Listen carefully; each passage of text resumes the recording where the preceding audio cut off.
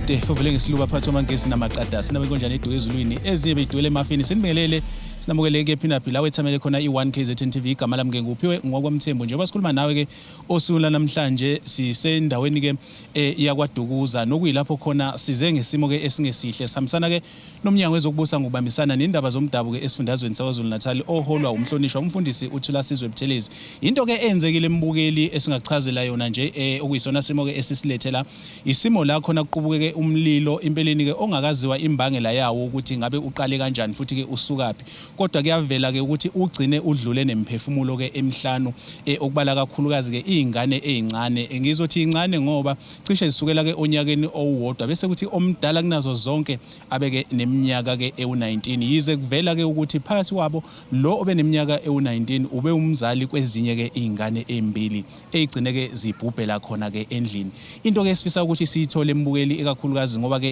ikhulu nomnyango ukhona la ungqongqoshe ekhona nabantu ke abahlukahlukene siyafisa nje ukuthi sikhulume naye ke ungqongqoshe uButhelezi ukuze sizwe ukuthi ngempela ke lesi simo angathini ke amazwi akhe angathini ke amazwi omnyango okubhekana nalesi simo ngaphambi ukuthi sidlulele ke nakwabanye abaholi okuhlanganisa kanjalo ke naye ke ubaba waleli khaya kodwa ke asimthole ushenge sithi abakhulume ukudlulisa amazwi enduduzo emndenini olahlekelwe izingane ezinhlanu okuyinto ebhlungu kakhulu kumlilo ovele waqhubuka ngentathakusa yangomgqibelo lapho kulahleke izingane ezinhlanu emlilweni encane nje nenyaka owodwa kuze kushaya ku19 sikwazile ukufica uyise wasilandisa unini ukwazile ke ukuhlenga umphefumulo wosana olusane inyanga kodwa kwasha konke okuphakathi ngakho sifisa ukudlulisa induduzo ngoba lo mndeni uqhamuka le Eastern Cape ePort St Johns amaphoyisa akasalandela imbangela yalomlilo kodwa thina njengomnyango esizokwenza ukufaka lokho okuthiwa ama smoke detector alarms indlu nendlu ukuze kusheshe kube nento ezwakalayo uma sekushunqa intuthu isimo abantu abahlezi phezukwaso asiculisi neze okuyinselelo nakithi njengohulumeni ukuthi kube khona esikwenzayo thina njengohulumeni sizoyithola zonke indleko zokungcwaba lomndeni ikakhulukazi njengoba besuka le Eastern Cape ngendlela enezizotha nendlela ezokwazi ukuthi nabo bazizwe ukuthi baduduzeke Mbukeli ke ngempela ke sesimtholile ke ubaba uButhelezi okuyena ke ungqongqoshe wakwaCocta asiyeke kubaba waleli khaya ozothi ke asilandise ikakhulukazi ngezinto ke ethe zenzeka okuyikhona cishe abathi ikhona ke abakuzwile nezikhathi nje lomlilo ke okuyizona ke oqale ngazo neresponse ke yomphakathi uthi umphakathi uresponde kanjani ke kusona ke lesi simo njengoba kuvela ukuthi lo mndeni empeleni akusiwo owala kodwa owasendaweni yase Eastern Cape ePort St Johns nokuyilapho ke lo mndeni ke usuka khona siyafisa ke ukuthi sizwe ngaye ke ubaba ukuthi ngempela ke phakathi kwezinto ke ethe zenzeka kwenzakaleni naye esilandisa sithi ke abakhulumi igama ngusifuyile noyila ikhaya lami lise Eastern Cape ePort St Johns ubhuti akukho okuninzi engakuchaza malunga kune nomlilo umlilo wona uqale ngabo uchenge koratu baniphazama koratu 4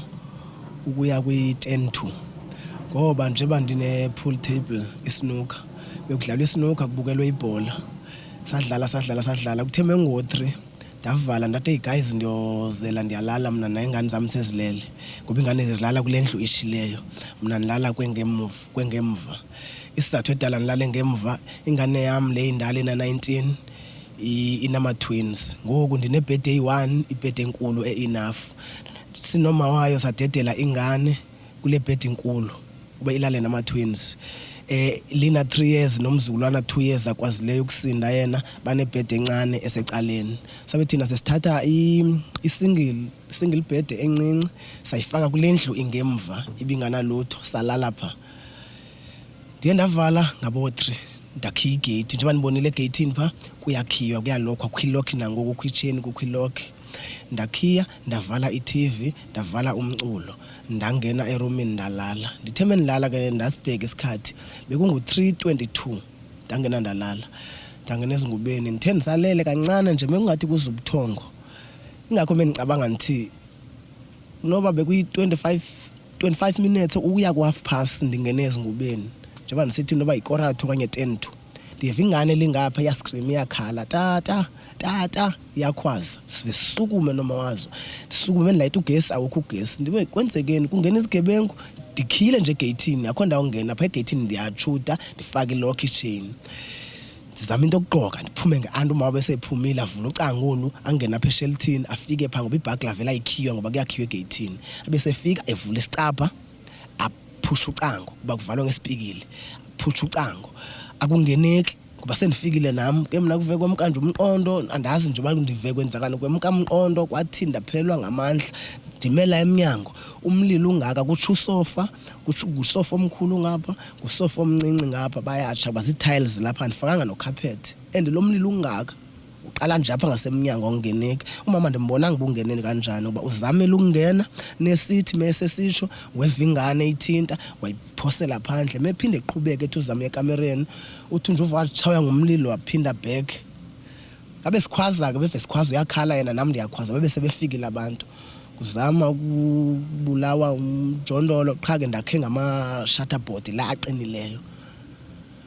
kwenzeke nje isimo esinjalo engingaziyo nami Mbukeli ke ngempela ke njengoba sesikhulumile ke naye ke ubaba waleli khasi sifisa ukuthi siphinde ke sizwe kuyena ke omeya wala emkhandlini ke wakwaDukuza siphinde sizwe futhi ke nakwamanye ke amalungu omphakathi okuyiwona esikwazi ukuthi sikhulumisane nawo ikakhulukazi ke omakhelwane ke bawo lomuzi njengoba sila ke Mbukeli uyalibona nelanga liphumile likhipha inhlanzi emanzini isimo naso ke lesi ngempela ke esithanda ukuthi ke senze kube nzima la kodwa siyafisa ukuthi sikhulumisane ke nawo ke umphakathi nabo sibathole sisathi ke abakhulu sikhathaza kakhulu sibhlungu kodwa ke sithi tutu emndenini oshonelwe lapha abantu abasebancane kakhulu okuyinto esiphethe kabi kakhulu kodwa ke sesibonga ukuthi siyabona nanku umnyango wethu walapha ku province okaKhokta usondela ngoba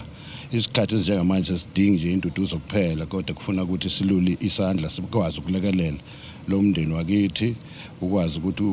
ugcineni ufihle kahle ihlobo zabo nanokuthi ukwazi ukuthi uqhubeke uphile ngoba phela sonke siyaphila wanjelwe impahla bezikhona lapha esicabanga ukuthi nathi njengomkhandlu wasikhona ne district yakithi neminyango leya kwa disaster ebhekene nenhlekelele zokwazi ukuthi sibambisane kulolu daba ngoba khona nabe province sikwazi ke ukuthi sidlule kulesi sigaba kodwa sekusijabulisa kakhulu ukuthi useshilo lapha uMEC ukuthi sizoba nenhlelo ukuthi sikwazi ukuvikelela ukuthi ngokuzayo singabi nenkinga ngokuthi kube khona lama detectors azothi makuba khona bonakala ismoke esithile bakwazi ukuthi baphephe bayiphephisa abantu bakithi ilokho ke esikuthokozelayo ukuthi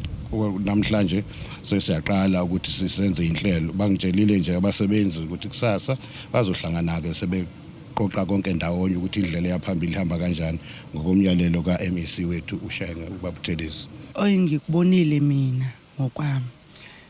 umama ukhalile ngesuba zabo 3 or 24 kanje mangaqamanga past 3 to 4 ekhala ememeza ngize ngaphuma kumesesho ethi ingane zakhe zasha bese ngaphuma ngizolekelela ngala ngaphambili mangifika umlilo busuvimbile eminyango la kumele singene khona